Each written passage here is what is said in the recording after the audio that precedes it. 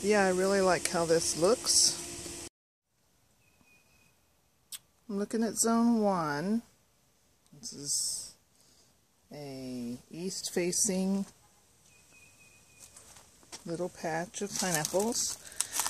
I'm going to get this covered with something, not oak leaves. They blow into the pool and they're a pain. They're a very good source of mulch, but not right here.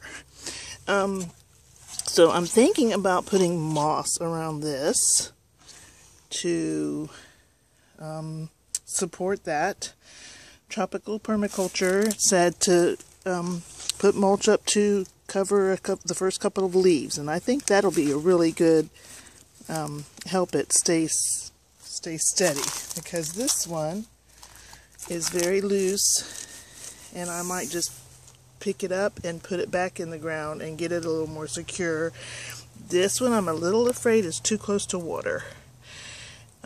It's showing signs of being very wet, but if I were able to pull the center out, that would tell me that it's too wet, and it's still very firm, so there's hope for that. This root is exposed, it doesn't matter, but I am going to get this one covered up pretty high so that it'll be a little more secure.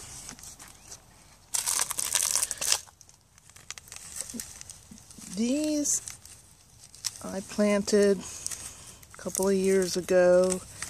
Well, last year I think I put a few new ones in here. Just pulled out some old ones, put some new ones in. See the progress of how these are coming along. This is a small plant. And this one has some brown edges that I've already cut off. And it's still brown.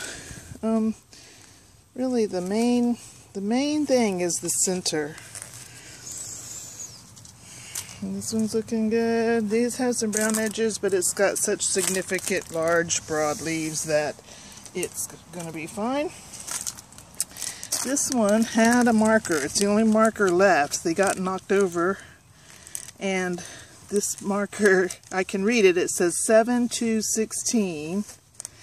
But what I can't tell is if it said this was a slip or if this was a top.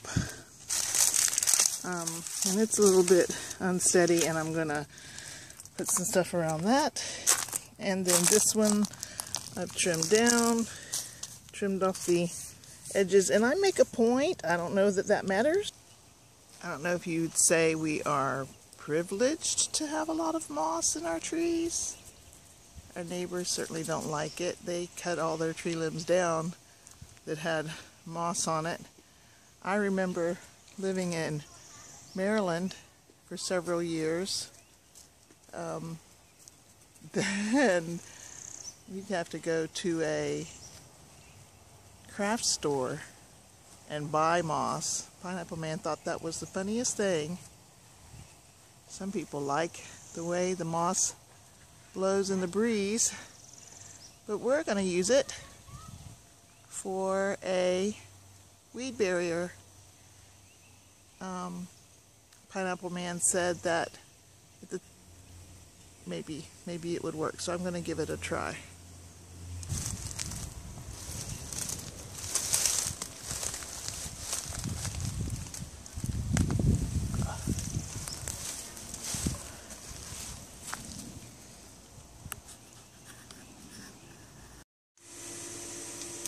Here's the mostly finished product.